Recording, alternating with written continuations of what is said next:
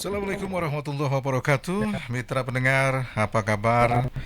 Alhamdulillah di sore hari ini Allah Subhanahu wa taala masih memberi kesempatan pada kita untuk bertemu di 103,5 Radio Suara HMM dalam Serambi Ramadan.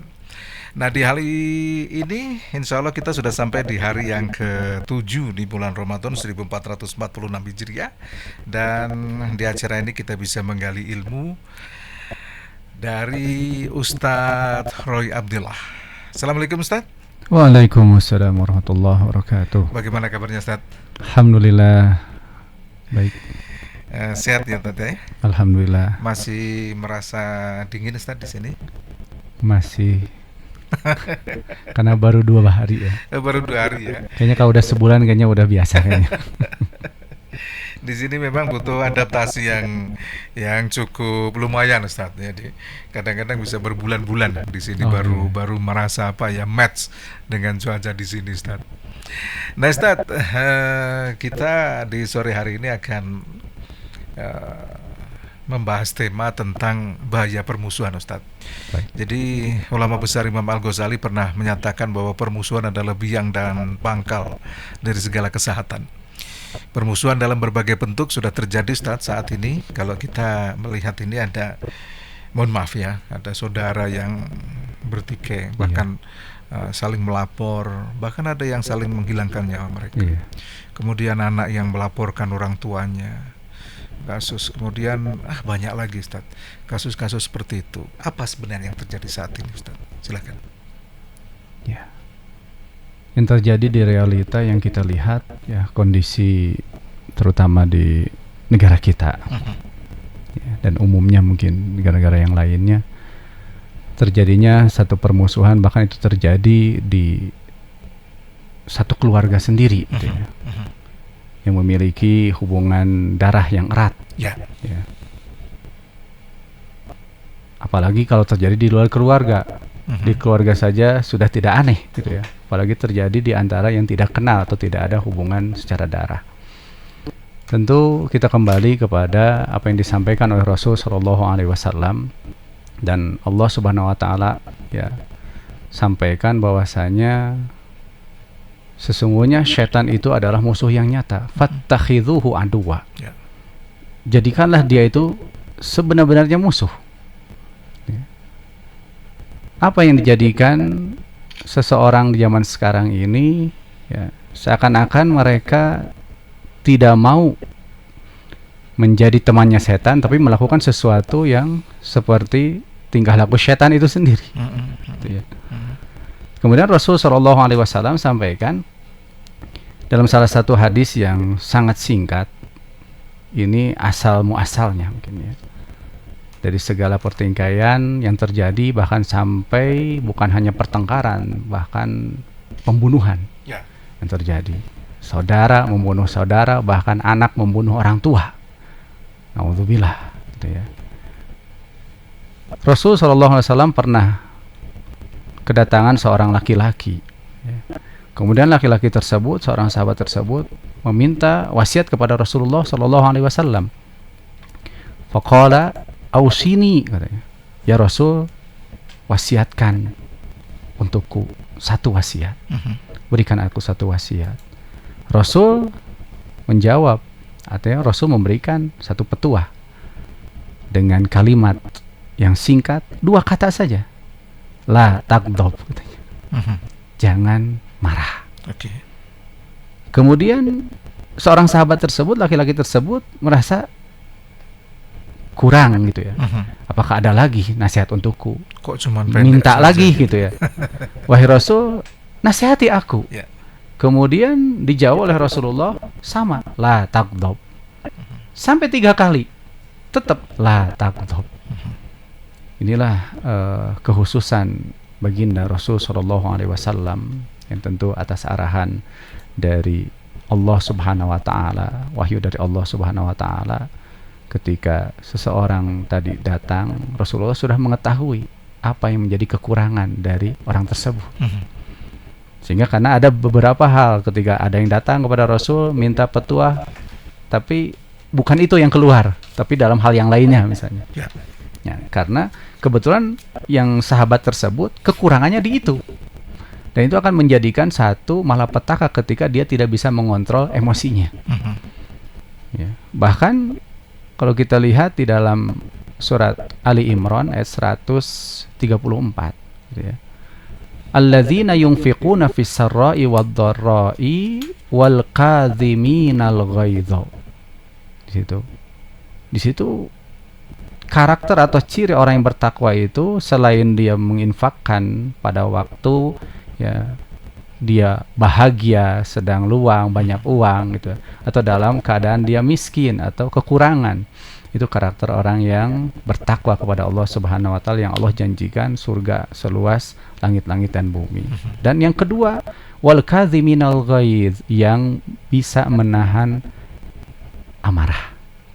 Tidak gampang emosi. Iya, tidak gampang emosi. Ya. Karena dari situlah pertengkaran terjadi. Ketika seseorang menahan, bahkan Rasul SAW ya, ini lebih dari seorang yang misalnya kalau sekarang kita datang ke untuk terapi gitu ya, Rasul berikan itu. Bahkan Rasul SAW bagaimana seseorang ketika dia marah, maka kata Rasul SAW, jangan ngomong. Katanya, ketika engkau marah, diam. Karena dari omonganlah yang akan memancing emosi yang lebih besar lagi. Ya, biasanya memang seperti itu, Ustaz. Jadi ya amarah itu adalah naluri seorang manusia. Itu semua manusia memilikinya. Semua manusia memilikinya. Bahkan ada yang kita sebut dengan diam-diam menghanyutkan. Betul. Dia jarang ngomong, jarang marah, tapi sekali marah bahaya. Menakutkan sekali. Sangat menakutkan ya. Bisa-bisa satu rumah gempar semuanya gitu ya. Justru ya dari situlah cara untuk menahan satu pertengkaran yang terjadi, menimbulkan pertengkaran yang bahkan nanti dari omongan, saling adu omongan, bahkan tadi kan karena tidak diam, tanganlah akan berbicara, tangan yang akan bergerak, kaki juga. Maka dalam hadis yang lainnya, ketika engkau marah, maka di posisimu berdiri, duduklah. Ketika engkau duduk, masih juga berbaringlah. Ketika berbaring, masih juga wudulah. Karena sesungguhnya amarah itu adalah setan. Maka padamkanlah dengan air wudu. Ketika setelah wudu masih juga bagaimana? Mandilah. Mandilah. Ya Ustadz, kalau kita lihat memang akhir-akhir ini ya, ataukah itu memang maraknya pemberitaan atau memang realita yang terjadi, orang begitu mudah emosi, Ustadz, di jalan, di rumah, di sekolah, di kantor, di mana-mana. Kadang-kadang kita dapatkan ini, perkara gini saja kok jadi masalah ya, perkara makanan, perkara minuman, perkara mohon maaf ini kalau hal yang sepele yang sepele lah, ini bisa menjadi perkara yang sangat besar, bahkan kadang menghilangkan nyawa. Ini bisa dikatakan fenomena zaman, perubahan zaman, atau akhir zaman, Ustaz. Ini Ustaz, silakan Ustaz. Ya. Perbedaan zaman ke zaman ya, antara abad ke abad, tentu yang kita akui adalah 3 abad. Yang pertama itu adalah abad generasi terbaik. Generasi terbaik, bahkan itu menjadi salah satu hadis Rasul, sebaik-baiknya generasi adalah generasiku, qarni, tsummal ladzi yalunahum, tsummal ladzi yalunahum. Kemudian berikutnya abad kedua, kemudian berikutnya abad ketiga. Setelah itu mulailah turun merosot. Kita lihat juga para penemu ya, ulama-ulama, bukan hanya ahli Quran saja, tapi penemu para ilmuwan itu ya. Para ilmuwan itu kan di abad-abad itulah gitu ya. Nah, kalau kita lihat sekarang tadi, apa yang menjadikan salah satu sebabnya? Karena mereka meninggalkan Al-Quran. Jadi ada salah satu istilah dari seorang ulama yang bernama ulama Mesir. Ya, sekaliber ulama Mesir ini sangat disegani. Bahkan pada masanya Husni Mubarak itu tunduk sama beliau. yang bernama Syekh Mutawalli As-Sa'rawi. Beliau menyampaikan sesuatu apa saja umumnya ketika ditinggalkan dia akan binasa. Tapi ada satu, dia tidak akan binasa, justru yang meninggalkannya yang akan binasa. Oke. Apa itu adalah Al-Quran. Ketika seseorang meninggalkan Quran, Quran tidak akan hancur, tidak akan binasa. Tapi orang yang meninggalkannya dia akan tersesat, dia akan hancur, dia akan susah untuk menjalani hidup ini. Jadi gara-gara hal yang misalnya ya sepele gitu ya, mungkin permen saja gitu. Jadi permen yang harganya itu cuma 500, bahkan mungkin lebih murah dari 500, itu bisa bertengkar, bahkan bisa bermusuhan antara dua keluarga, ya bahkan antara dua kubu mungkin. Ustadz, kalau salah satu fenomena juga yang membuat kita sedih ini kadang-kadang kan saling melempar fitnah, Ustadz. Oh iya. Jadi sekarang ini begitu mudahnya seseorang juga untuk membuat karangan-karangan yang sebenarnya itu tidak nyata gitu. Iya. Kalau dalam bahasa sekarang ini hoax itu, atau mereka adalah sering dikatakan profesinya sebagai buzzer, Ustaz. Iya. Nah, ini mereka seakan-akan tidak pernah berpikir bahwa apa yang mereka lakukan ini membahayakan orang lain, bahkan menjerumuskan diri mereka sendiri. Iya. Tapi pemikiran-pemikiran itu bisa hilang. Kemudian ada fenomena lagi, para penagih-penagih pinjol itu kan luar biasa kasarnya, Ustaz. Mereka tidak pernah mempedulikan nasib orang ini seperti apa. Jadi ada beberapa yang bunuh diri. Ini kalau kita tarik, ini kan gara-gara dia ini. Tapi mereka juga santai-santai saja gitu loh. Seakan-akan nggak ada rasa bersalah. Nah, ketiadaan rasa bersalah orang-orang zaman sekarang ini, padahal mereka juga sholat loh, Ustaz. Iya. Ini saya tahu ini, beberapa di antaranya itu mereka melakukan ibadah dengan baik. Nah, ketika mereka melakukan ibadah dengan baik, tapi tidak bisa merasakan sesuatu yang berefek pada ibadahnya itu, bagaimana bisa terjadi, Ustaz? Iya. Allah sampaikan inna salata tanha anil fahsya'i wal munkar. Itulah nilai salat yang akan berdampak kepada yang melakukan sholat itu sendiri, dia akan terhindar dari perbuatan keji dan kemungkaran. Itu normal, itu sehatnya seperti itu. Jadi ketika itu tidak terjadi, ya perubahan perilaku menjadi baik tidak ada, bahkan terus seperti itu, bahkan tambah hancur gitu ya. Sholat tapi kok akhlaknya tidak ada seperti orang yang sholat, berarti ada something wrong. Ya, di dalam sholatnya mungkin karena niatnya, atau yang dibacakan dia tidak paham juga, ya, atau hati tidak pernah dijaga, karena semua itu harus ya keseluruhan. Saya teringat salah satu hadis, ya, Rasul itu ketika Rasul ditanya, ketika Rasul menanyakan definisi ghibah itu kepada sahabat. Apakah kalian tahu apa itu ghibah? Katanya. Para sahabat selalu dalam adab yang paling tertinggi di hadapan Rasul. Allah dan Rasulnya yang lebih mengetahui. Jadi tidak sok tahu itu ya. Tidak berani menjawab. Tidak berani. Kemungkinan ini Rasul tidak pernah. Disitulah keberkahan ilmu di hadapan seorang guru. Apalagi ini Rasulullah SAW. Kemudian Rasul jawab, ghibah itu, katanya, kalian mengungkapkan satu keburukan milik saudara kalian, meskipun itu nyata. Kemudian ada yang bertanya, sahabat, ya, wahai Rasul, bagaimana kalau keburukan itu benar adanya? Itu nyata, benar-benar terjadi. Benar-benar terjadi. Orang ada itu di dalam pada pribadinya gitu. Rasul jawab, ketika engkau membicarakan sesuatu yang ada pada saudaramu, yang buruk itu, maka engkau telah menggibahinya. Jika engkau membicarakan sesuatu yang tidak ada pada saudaramu, engkau telah memfitnahnya. Dan dampak gibah gibah itu, kita belum berbicara kepada fitnah tadi ya. Ya. Fitnah itu lebih bahaya lagi dan lebih bahkan salah satunya itu menjadi dosa besar. Ya. Ya, fitnah itu. Bahkan gibah saja itu Rasul benar-benar menjaganya demi menjaga kualitas keimanan para sahabat dan amal-amal soleh gitu ya. Itu Al-Quran menggambarkan di surat Al-Hujurat itu kan seperti apa? Seseorang, apakah kalian mau katanya untuk memakan daging mati saudara kalian? Ya. Itu kenapa diibaratkan seperti itu? Bangkai. Karena kita kalau sudah jadi bangkai, apakah kita tahu daging kita dimakan siapa? Ya.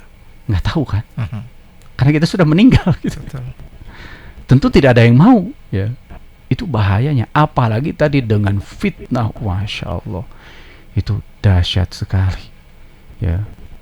Allah sudah menyiapkan ya satu ancaman yang besar gitu ya, untuk para pefitnah, karena dampaknya dia pengadu domba itu dahsyat. Salah satu kisah ya, ada ketika itu di zaman Bani Israel, Pak. Nabi Musa itu meminta hujan kepada Allah dengan melakukan salat istisqa. Ya. Jadi ada itu berkali-kali, bahkan sudah 3 kali ya, tak kunjung juga turun hujan.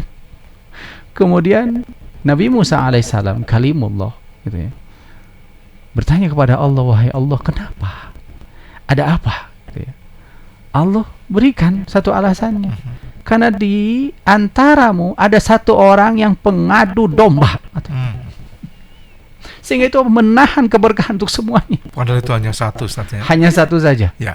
Hanya satu saja. Itu berdampak, sangat berdampak. Ya. Kemudian kata Nabi Musa, siapa wahai Allah? Biar aku urus itu orang, katanya. Subhanallah, katanya. Maha suci Allah, aku menjaga umat atau hambaku untuk tidak melakukan tadi ya, untuk saling memfitnah, untuk membongkar aib seseorang. Tidak mungkin aku menyebutkan siapa orangnya. Akhirnya laki-laki tersebut bertaubat dan diturunkan. Gitu ya. Itu dampak dari fitnah yang ujungnya untuk ya pertengkaran. Ya.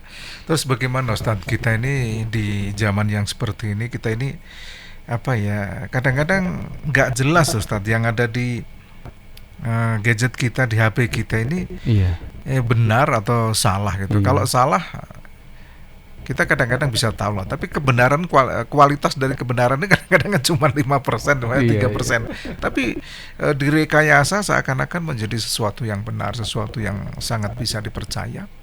Sehingga mau tidak mau kita kadang-kadang hanyut untuk mendukungnya, kemudian bahkan mensupport ya, sampai share ke beberapa kali dengan komen-komen yang sangat luar biasa, sehingga juga ikut mempengaruhi banyak orang. Nah, bagaimana cara kita ini menahan diri supaya tidak begitu gampang, tidak begitu mudah larut, Ustaz, untuk men-share sesuatu yang belum jelas kebenarannya itu. Allah sampaikan, qala ta'ala, wala taqfu ma laisa laka bihi ilmun innas sam'a wal basara wal fuada kana anhu mas'ula. Jadi sesungguhnya semua ini, mata, telinga, semuanya, bahkan sampai yang terdekat dalam hati itu akan diperintai pertanggungjawaban oleh Allah Subhanahu wa taala. Maka jangan engkau ikuti sesuatu yang engkau tidak ketahui. Ikut saja gitu ya. Tuh, sehingga nanti akan terjerumus bahaya. Mending kalau itu kebenaran, tapi kalau itu sesuatu tadi fitnah gitu ya, itu kan bahaya. Kita akan bertanggung jawab juga. Kemudian dalam salah satu hadis disampaikan, sesungguhnya Allah itu membenci. Salah satunya adalah qila wa qala. Apa yang Allah benci itu? Ya kabar burung yang belum jelas referensinya. Sehingga ketika kita mendapatkan itu, bagaimana sikap kita? Ya sudah, jangan kita sebarkan. Khawatir itu akan menjadi hal yang harus kita bertanggung jawab di hadapan Allah Subhanahu wa taala. Maka di sini tentu keimanan kita masing-masing yang menetapkan ya sikap kita bagaimana menghadapi terutama kondisi yang terjadi di tengah-tengah kita yang begitu dahsyat. Ya, seakan-akan sekarang ini tidak ada bedanya, Ustaz, ya, antara sesuatu yang benar dengan yang tidak benar ini. Iya. Kadang-kadang bahkan yang tidak benar itu justru malah populer, Ustaz. Iya. Ya, karena memang Kebalik, didukung ya, dengan berbagai cara dan banyak orang yang larut dalam kabar-kabar yang seperti itu. Ada sebuah kisah, Ustaz, yang kadang-kadang bisa menjadi kaca bagi kita, bagi teman-teman sekalian. Kita sering ngobrol terkait dengan masalah itu. Ibnu Taimiyah ini kan pernah di penjara, Ustaz, di Iya. Alexandria, ya. Iya. Ketika keluar, beliau ditanya oleh salah satu sahabatnya, bagaimana sikapmu terhadap orang-orang yang memenjarakanmu, gitu. Oh ya, saya nggak pernah berpikir tentang mereka karena saya sudah lama memaafkan mereka. Iya. Ini sesuatu yang sangat dahsyat. Dahsyat, benar. Padahal diperlakukan seperti itu, dipersekusi kalau Benar, sekarang ini, benar, Ustaz. benar. Beda dengan kita yang kadang-kadang hanya dicemooh saja, Iya. diejek melalui WhatsApp saja. Ini hampir seumur hidup kita nggak bisa melupakan, Ustaz. Iya. Ini bukan perkara antara ulama dan orang biasa, Iya, menurut iya. saya. Tapi kita paling tidak perlu mencontoh lah. Iya. Nah, bagaimana bisa melakukan hal-hal seperti itu, Ustaz? Iya, iya. Kadang manusia merasa dia yang paling sempurna Oke. dan lupa bahwasanya yang maha sempurna adalah Allah Subhanahu wa taala. Yang tidak ada sedikit pun kekurangan. Maka wajar saja ketika manusia dia merasa paling sempurna, ketika dia terintimidasi atau mungkin dia tersakiti hatinya, ini langsung berdampak kepada kata yang tidak ada maaf bagimu. Ya. Gitu ya. Seakan-akan dirinya adalah yang sempurna gitu ya. Padahal maha sempurna adalah Allah Subhanahu wa taala. Ya. Manusia banyak sekali kekurangannya. Sama mungkin dilakukan oleh Ibnu Taimiyah, sudah memahami itu. Dan dalam konsep Islam itu, segala yang menimpa kita dari hal apapun itu tidak lepas dari pahala yang Allah berikan ketika kita menerimanya dengan ikhlas dan sabar. Bahkan ada seseorang ulama, ya, ketika dia difitnah, Ya. ya, dia malah mengirimkan satu bingkisan kepada yang Hadiah. memfitnahnya, hadiah. Kenapa? Terus dia sampaikan, ini tidak seberapa dengan yang engkau berikan kepadaku, katanya. Karena sejatinya ketika dia memfitnahku, dia menggunjingku, menggibahiku dan lain sebagainya, apalagi fitnah ya lebih dahsyat tadi ya, lebih dahsyat. Itu kebaikannya akan transfer kepadaku. Luar biasa. Jadi mungkin disitulah Ibnu Taimiyah gitu ya, karena dia merasa dengan kondisi yang dialami tentu atas izin Allah Subhanahu wa taala. Ya. Ya, itu Allah meninggikan derajatnya. Ya. Dengan apa yang dialaminya, dengan syarat tadi ya ikhlas dan sabar. Ya, sama mungkin terjadi dengan Nabi Yusuf alaihissalam. Ya. Kalau Nabi Yusuf justru malah lebih fatal menurut saya karena permusuhan itu diawali dari keluarga sendiri. Dari keluarga, Ustaz. iya. Dan itu sekarang pun banyak yang Banyak, terjadi. Ustaz. iya. Jadi fenomena yang seperti itu apakah boleh dijustifikasi jauhnya kita dari Al-Quran? Semuanya merujuk ke situ. Justru ya tadi akan binasalah ketika orang itu tidak dekat dengan Al-Quran, dengan hadis Rasul Shallallahu Alaihi Wasallam. Ya kewalahan sendiri, capek sendiri, Ya. karena semuanya dia diperbudak oleh dunia, diperbudak oleh nafsu, Ya. diperbudak oleh amarah gitu ya. Cuma ketika pedoman ini benar-benar dimanfaatkan yang sudah Allah sediakan, Ya. itu dengan tenangnya, tenang saja, inilah solusinya, tenang saja, ini aja solusinya, ini udah ada. Jadi dia dengan bijak, dengan tenang, dengan senyuman dia menyelesaikan segala permasalahan. Gitu. Ya, dari banyaknya permusuhan yang terjadi sekarang ini kan mau tidak mau, Ustaz, ini kadang-kadang kita merasa jauh lebih berat ya. Iya. Menghadapi kehidupan ini kadang-kadang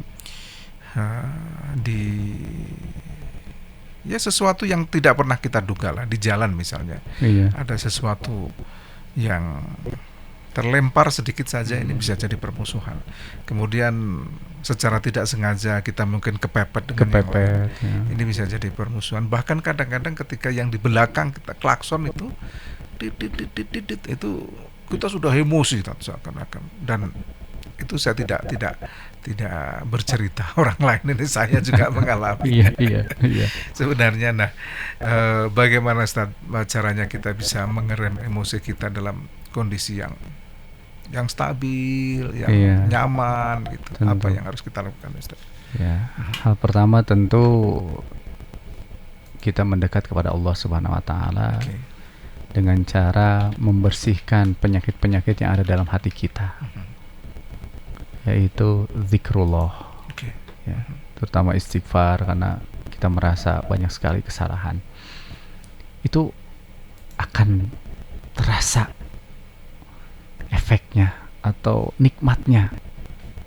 Dipastikan kalau didawamkan saja 1 pekan atau 1 bulan, itu yang tadinya biasanya itu gampang untuk meledak gitu ya, emosi itu tidak ada sama sekali. Mungkin itulah Rasul Shallallahu Alaihi Wasallam. Ya. Dan satu juga ketiga ini adalah belajar kembali memahami rukun iman yang ke-6, takdir. Karena banyak orang yang gagal di sini. Ya. Tadi sholatnya baik, zakatnya baik, wah segalanya gitu ya, ininya untuk baca Qurannya ini baik, ini dan semuanya. Tapi untuk iman kepada satu ketetapan, yaitu takdir yang baik dan buruk, itu gagal. Rasul Shallallahu Alaihi Wasallam pernah, gitu ya. Jadi Rasul itu tidak pernah terpancing emosinya. Ketika Anas bin Malik, itu kan pembantu Rasul ya, pembantu Rasul. Jadi ketika disuruh oleh istrinya atau siapa yang nyuruh gitu, kadang Rasulullah sampaikan, udah wahai Anas, kalau Allah berkehendak akan terjadi. Kalau tidak, ya sudah, jangan terlalu capek. Jadi dikembalikan seperti itu. Ya kalau kita mungkin seperti kita di rumah atau kita di jalan, ada yang nyerepet kita, ini sudah ketetapan dari Allah untuk menguji kita. Kembalikan. Segala yang menimpa kita itu tidak lepas dari apa? Kehendak Allah Subhanahu wa taala. Jadi ketika ada yang nyaut ya di muka kita, bahkan mungkin ngeludahin kita gitu ya. Kalau orang memahami itu, dia tidak akan marah sama sekali. Kenapa? Allah sedang mengujiku. Ya, Allah sedang mengirim penguji untukku. Dia akan tenang. Kan di situ Allah ingin melihat dia berhasil nggak untuk melewati ujian ini. Ya. Ada sebuah peristiwa Ustaz yang membuat saya takjub. Kira-kira mungkin sekitar 10 tahunan lah. Di jalan itu ada seorang bapak berboncengan dengan anaknya, mau ngantar sekolah Ustaz. Anaknya di depan. Kemudian itu ditabrak dari belakang Ustaz. Sehingga si anak ini terlempar ke jauh. Nah, orang-orang ini marah sekali. Jadi karena memang ya mungkin menurut saya agak ugal-ugalan lah cara dia berkendara ini, sehingga ada yang sempat memukul. Kasihan sama si bapak juga ya. Hebatnya Ustaz, jadi ketika bapak itu beberapa detik itu agak merasa mungkin nggak nyaman ya badannya karena juga terbanting dia. Ketika sadar itu, kemudian dia lari kepada orang yang dipukuli, ditendang gitu. Dia lindungi Ustaz. Stop katanya gitu. Terus ditanya, kenapa Pak? Ini kan orang yang melukai Pak. Saya yakin dia juga nggak sengaja kok seperti itu. Saya berpikir, wah ini pemandangan langka ini, orang dari mana yang bisa berpikir seperti ini dalam kondisi dia justru terluka Ustaz sebenarnya. Korban. Iya, dia sendiri sebagai korban. Nah, saya tidak sempat pada waktu itu melihat peristiwa itu lebih jauh, tapi bagi saya itu sebuah peristiwa yang terlalu besar Ustaz. Benar.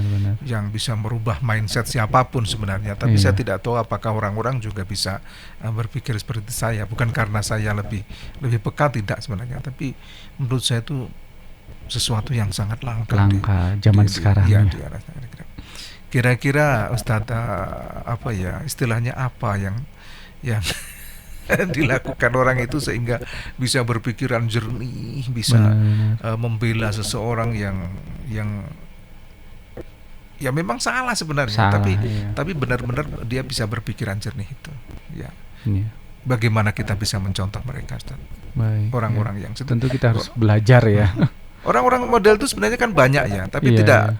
sering kita temui. Sering tidak sering ya ininya. Jadi itu kembali kepada sebenarnya kondisi hatinya yang bersih itu ya. Dipastikan itu hatinya bersih. Ya. Dan dipastikan dia zikrullahnya udah kuat itu. Oke. Jadi ketika dia berkendara pun dia ingatnya terus gitu ya. Karena itu menentukan gitu ya. Itu menentukan bagaimana nanti sikap kita ketika diuji dalam kondisi seperti itu. Ya. Karena kalau tidak dalam kondisi ya dia ingat sama yang mengatur semuanya, pasti dia akan emosi. Pasti dia akan emosi. Terus dia dalam kondisi seperti itu dia yakin ini Allah yang menjadikan hal ini terjadi. Dia kembalikan, cukup dengan innalillahi wa inna ilaihi raji'un. Karena segalanya kembali. Terus dari ungkapan maaf ya, itu dia memahami asma Allah yang al-afu. Allah itu maha pemaaf. Kita berapa kali sih melakukan kesalahan sama Allah? Tetap aja sama Allah dimaafkan. Andai kan makhluk gitu ya, yang tidak memaafkan satu kesalahan gitu ya. Padahal kan kita juga jelas ya, disengaja melakukan kesalahan kepada Allah Subhanahu wa taala. Jadi kalau tidak paham itu, tidak memahami itu, tentu sulit untuk memberikan maaf seperti yang tadi terjadi oleh Bapak tadi. Bahkan dia melindungi, memberikan maaf, memahami konsep takdir tadi tersebut. Ya. Allah. Ya, kita sering melihat, Ustaz, ada kata-kata begini ketika seseorang berbuat kesalahan ya, antara si A dan si B. Jadi, mungkin Allah memaafkan, tapi saya tidak. Oh, iya. Ini kan sebenarnya kan kejam sekali, Ustaz. Tapi sekarang pun kata-kata itu banyak diucapkan dan mungkin oleh kita meskipun tidak terlontar, Ustaz. Jadi seakan-akan loh, Allah yang maha pemaaf saja kok sudah memaafkan dan mudah memaafkan, kenapa justru kita tidak gitu. Ini kan sangat menyiksa sebenarnya itu. Nah, kalau sampai terjadi seperti itu bagaimana, Ustaz? Ya. Jadi ungkapan seseorang ya yang dengan begitu kerasnya gitu ya, hati itu sebenarnya itu hak dia juga ya, karena di dalam konsep taubat itu kita ketahui kalau berurusan dengan Allah Subhanahu wa taala cukup dengan meminta ampunan kepada Allah, kemudian tekad yang kuat, penyesalan, ya cukup. Tapi kalau ketika berhubungan dengan manusia harus minta maaf. Ya, itu yang paling berat kadang-kadang. Itu. Ada rasa gengsi, ada rasa malu. Ya. Maka di dalam ayat tadi yang disampaikan di surat Ali Imran 133, ya, siapa orang-orang yang bertakwa itu didahulukan itu yang tentang apa? Muamalah dengan sesama makhluk dulu. Karena ketika itu rusak, bahaya itu. Sulit nanti ketika dia mau istighfar berapa kali pun, dia mau di sujudnya berdoa, ini tidak akan berubah, tidak akan mengubahnya kecuali dia datangi. Makanya di dalam tadi seperti ghibah itu, bagaimana cara kita bertaubat? Apalagi fitnah ya. Sudah sampai. Bagaimana kita untuk bertaubat? Harus datang kepada orang yang kita gibahi, meminta maaf, dan ketika itu sudah selesai kewajiban kita. Berarti kita sudah lepas gitu ya. Andai kan dia tidak mau memberikan maaf gitu ya, itu dia urusan dia dengan Allah Subhanahu wa taala. Tapi kewajiban kita meminta maaf kepada orang yang pernah kita sakiti. Ustaz, sekarang ini persoalan salah benar itu kan menurut kita kan menurut saya, mohon maaf, ini kan subjektif, Ustaz. Kadang-kadang kita ini merasa disalahkan, merasa didolimi, padahal di seberang sana orang yang kita tuduh itu dia berbuat benar karena menegakkan aturan, Ustaz. aturan perusahaan misalnya. Iya kan? Jadi katakanlah begini, salah satu hal yang terlarang di lingkungan kita ini di Freeport ini adalah mengambil barang, Ustaz. Jadi bukan mengambil dalam arti untuk digunakan sekali, tapi mencuri lah istilahnya seperti itu.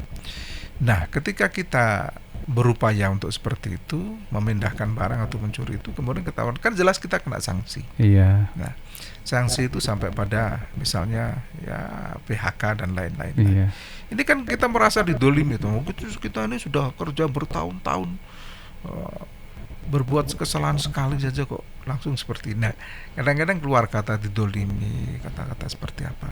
Nah, ini untuk kita supaya paham bahwa antara aturan kemudian kamu berbuat salah dan kamu berkata seperti itu. Ini proses-proses penyadaran ini harus seperti apa, Ustaz? Iya. Supaya tidak merasa terus-menerus disalah-salahkan, perasaannya dia benar padahal gitu. Wong barang itu belum kemana-mana kok gitu. Kan masih di situ. Nah, misalnya.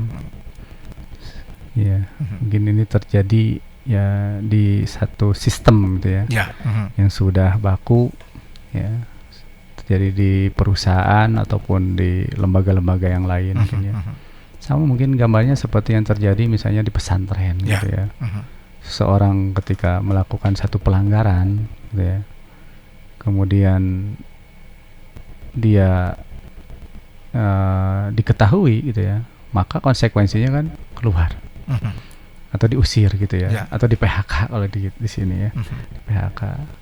Nah, kalau berdalih dengan saya kan baru satu melakukan kesalahan katanya, saya terasa terzolimi, jasa saya ke sini kan banyak, gitu ya. Nah, tentu ya berbeda ya antara tadi zolim ya dengan satu konsekuensi yang dia harus terima gitu ya, karena kesalahan yang dia lakukan. Betul. Ya, mungkin dengan mencuri atau mungkin dari pengambilan yang tidak sesuai dengan prosedur mungkin ya, sehingga tetap pelanggaran dari satu sistem perusahaan itu sendiri, sehingga ya kita harus bisa bijak di situ. Bedakan antara dizolimi dengan konsekuensi yang harus kita terima. Gitu ya. Kalau berdalih dizolimi itu bukan dizolimi itu. Ya, itu karena perbuatan karena dia perbuatan sendiri. Sehingga gitu menerima punishment. Iya, apalagi kalau benar-benar dia melanggar syariat, itu dia harus bertaubat, bukan dizolimi ya. Dia menzolimi diri sendiri itu. Menzolimi diri sendiri. Ya, adapun merasa berjasa itu ya harus ikhlas dan ridho dengan apa yang pernah kita hasilkan dari karya sistem apa, itu kita niatkan jadi amal jariah, kan itu lebih bermanfaat. Kalau kita tidak terima, wah itu hangus saja, nol nanti jadi. Naudzubillah gitu. Ada banyak kerugian yang banyak sekali kerugian yang akan didapatkan gitu. Ini jadi ya niatkan gitu ya, dengan baik. Baik Ustadz, tanpa terasa kita sudah sampai di ujung perjalanan kita di Serambi Ramadan di sore hari ini. Nah Ustadz, terkait dengan tema kita di sore hari ini, bahaya permusuhan itu. Jadi sekali lagi bagaimana untuk bisa mencegahnya seminimal mungkin Ustadz. Karena di sini kita jelas berhubungan dengan banyak orang, dengan banyak karakter, dengan banyak budaya, dengan banyak kebiasaan, dengan banyak pola pikir dan pendapat itu, sehingga kita semua merasa nyaman dan aman. Ustaz, silakan. Ya. Satu langkah-langkah di dalam Al-Quran disampaikan. Ya, salah satunya tadi masih di surat Al-Hujurat tadi. Kan Allah Subhanahu wa taala tegaskan innamal mu'minuna ikhwah. Ya, ketika berbicara seorang yang beriman itu adalah saudara. Siapa yang mempersaudarakannya? Allah Subhanahu wa taala mempersaudarakannya. Ya. Fa aslihu baina akhawaikum. Maka perbaiki ketika terjadi satu permasalahan, gesekan-gesekan. Dengan cara apa? Tentu dengan cara yang bijak. Ya. Sehingga tidak langsung saja ke intinya pertengkaran gitu ya. Nah, tentu harus ada, kalau dalam kasus itu ya di keluarga atau di antara dua keluarga ada yang menengahinya, sehingga kembali bahwasanya kita ini saudara, ya Siapa yang persaudarakan? Allah Subhanahu wa taala. Jangan terbawa emosi dulu, jangan terbawa kabar-kabar yang belum jelas dulu. Ya. Cari dulu. Fatabayyanu gitu ya. Fatabayyanu, tabayyun dulu gitu ya. Apalagi yang datang itu ada orang yang fasik. Ya. Ya, kelihatan misalnya dia suka ngebohong gitu ya. Itu kan jelas fasik. Bahkan dalam hal yang gurau saja kan tidak dibolehkan. Ya. Ya, itu ada yang datang nyariin. Mana? Bohong. Itu udah itu fasik itu orangnya. itu sudah tidak diterima kabarnya itu. Itu harus benar-benar itu dipastikan itu ya, tabayun itu. Harus ada saksi dan sebagainya sehingga tidak mudah nanti akan terjadi satu permusuhan yang berdampak pada ya putusnya tali silaturahmi gitu ya, tali persaudaraan, sehingga tetap mengedepankan bagaimana keutuhan ini tetap terbangun gitu ya, bangun. Jadi kita jangan kalah dengan langkah-langkah syaitan itu. Mereka akan tepuk tangan gitu ya, sorak-sorak bergembira. Dikarenakan putusnya hubungan diantara apalagi saudara kandung. Bahaya itu. Qati'ur rahim itu yang putus ya, silaturahmi itu dipastikan tidak akan masuk surga. Dampaknya. Sehebat apapun ibadahnya. Sehebat apapun. Ya, dia neraka dulu. Meskipun kan ada keimanan, iya. Tapi dibersihkan dulu. Ya. Emang kuat dibersihkan meskipun hanya sehari gitu ya. Kan seharinya akhirat dengan dunia itu puluhan ribu tahun ya. Ya 1000 tahun. Ya. Ya 1000 tahun. Berarti kalau diketuk ya keputusan setengah hari 500 tahun. Naudzubillah. Baik, terima kasih Ustadz kehadirannya, terima kasih ilmunya Sama-sama. di sore hari ini. Semoga lain kali kita masih bisa ngobrol lagi Ustadz dengan tema yang berbeda. Insyaallah. Dan mitra pendengar, memang ada banyak hal yang bisa kita cermati di sore hari ini. Salah satu contoh adalah orang cerdas itu tidak akan mudah terpancing ketika ada seseorang yang iri, dengki atau memusuhi dirinya, karena ia senantiasa mencermati persoalannya dan terus memperbaiki hubungan dengan orang lain agar merasa nyaman, damai, dan aman. Dia juga selalu bersikap penuh toleran dan menganggap bahwa persoalan yang dialaminya semuanya sangat sederhana dan bisa diselesaikan.